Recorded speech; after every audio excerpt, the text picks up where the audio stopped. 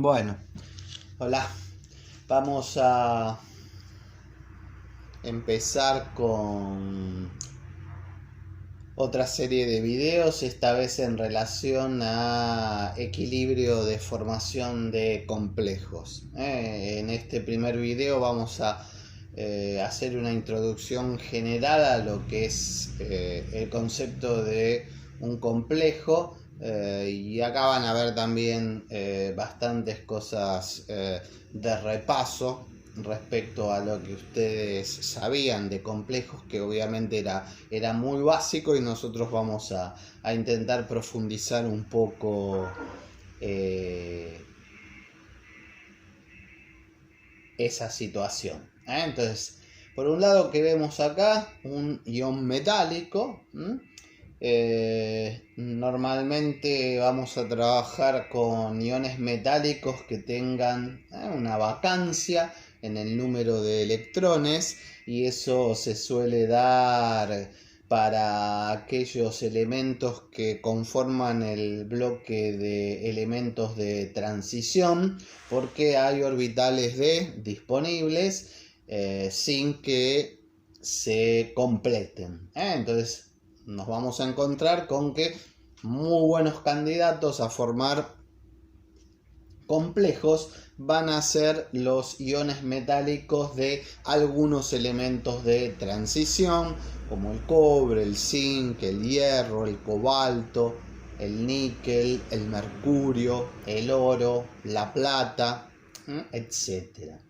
Y por el otro lado tenemos esta segunda especie en solución, que vamos a conocer con el nombre de ligando.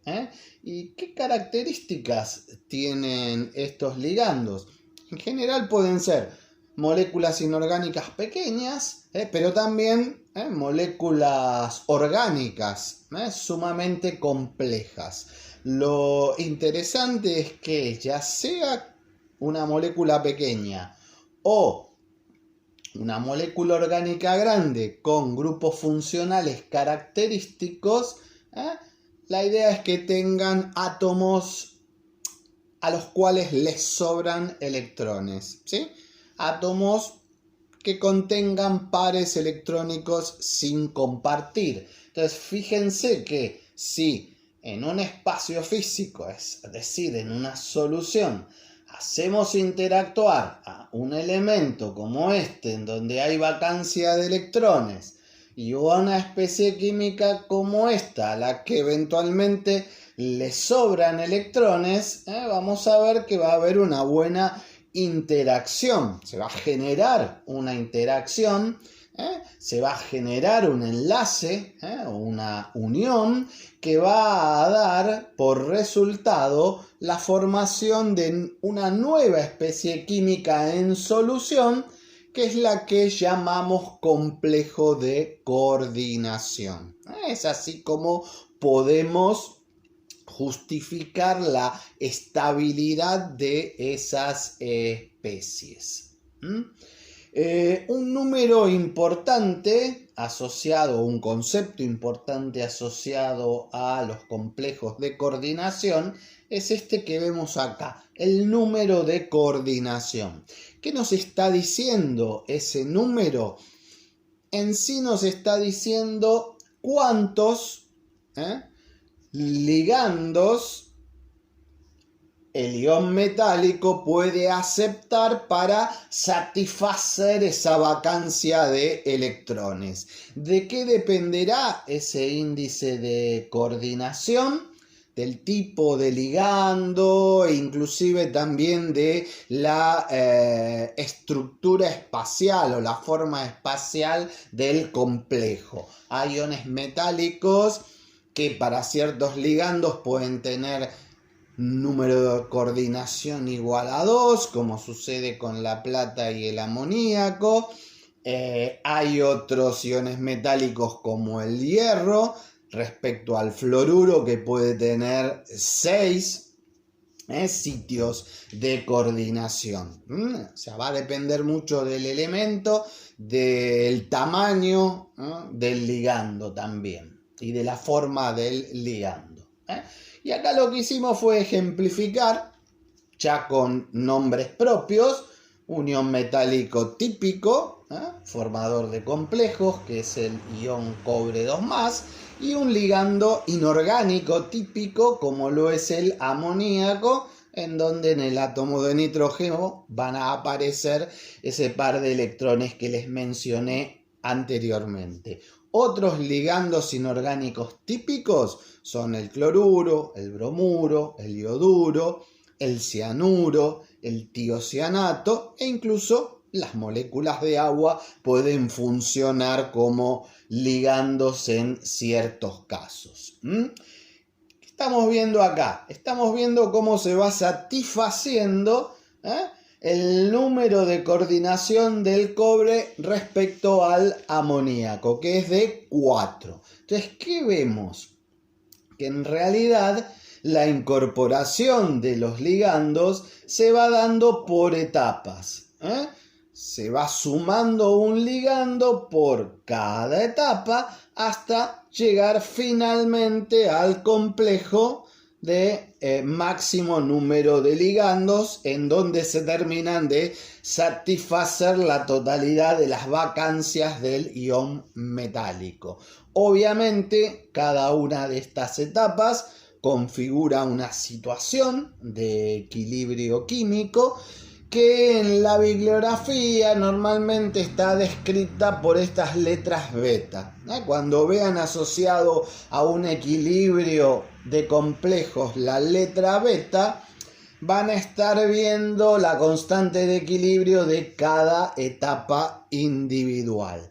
Obviamente, si sumo la contribución de cada una de esas etapas, voy a llegar a la expresión final, que es la que ustedes están acostumbrados a manejar de química 1, ¿sí? La reacción global que involucra la incorporación de los 4 moles o las 4 moléculas de amoníaco por cada una de ion cobre 2+. Esto que están viendo acá es lo que ustedes llamaban o definían como constante de formación o constante de estabilidad, que es esta constante de equilibrio que está acá y que se obtiene multiplicando sucesivamente las 4 constantes individuales. La expresión de esta constante de formación obviamente es la que están acostumbrados a plantear en cualquier equilibrio. Será la concentración del complejo dividida la concentración de cobre 2+ por la concentración de amoníaco a la cuarta. ¿Sí? Bien. Este ejemplo, en donde vemos que un ligando se va incorporando por etapas para satisfacer el índice de coordinación o el número de coordinación de un ion metálico, nos está mostrando que el ligando es monodentado, o sea que solamente puede satisfacer de a una vez la vacancia del cobre 2+. Es por esa razón que en el caso de ligandos monodentados se da esta situación de secuenciación por etapas. En el próximo video vamos a ver que existen otro tipo de ligandos, fundamentalmente asociados a moléculas orgánicas complejas, donde la posibilidad de satisfacer el número de coordinación se da simultáneamente a través de una única molécula de ligando. A esos ligandos se los llaman polidentados y vamos a ver que son los ligandos que más nos van a interesar desde el punto de vista de la aplicación de un equilibrio de complejos al diseño de un protocolo cuantitativo de análisis. Para finalizar esta charla, podemos ver que el tratamiento matemático de un equilibrio de complejos es, valga la redundancia, bastante complejo, porque fíjense que en este ejemplo tendríamos 6 incógnitas relacionadas con el complejo, a las que tendríamos que sumar otras más que tienen que ver con el comportamiento de base débil del amoníaco. O sea que tendríamos 6 de este equilibrio, más el amonio, más protones, más oxidrilo. 9 incógnitas, con lo cual la matemática se va a hacer bastante compleja.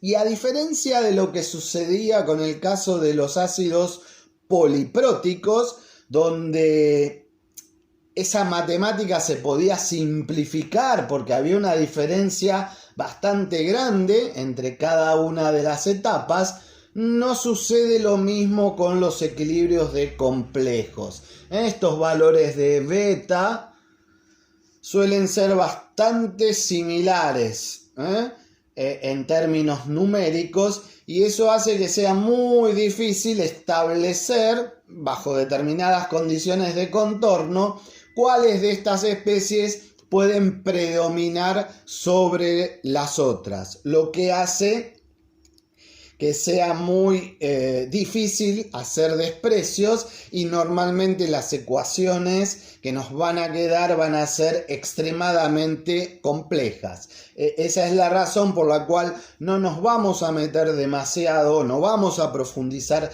demasiado en este equilibrio de complejos asociados a ligandos monodentados.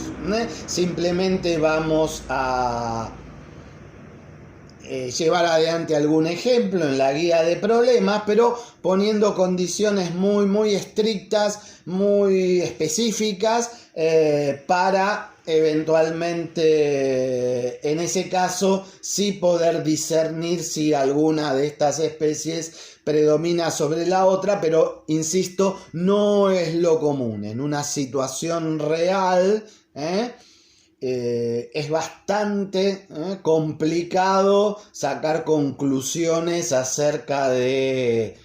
comparativas acerca de los niveles de concentración de todas estas especies. Por eso la matemática se hace bastante compleja, ¿sí? Entonces, bueno, interrumpimos este primer video, y en una segunda aparición ya nos vamos a dedicar específicamente a los ligandos polidentados.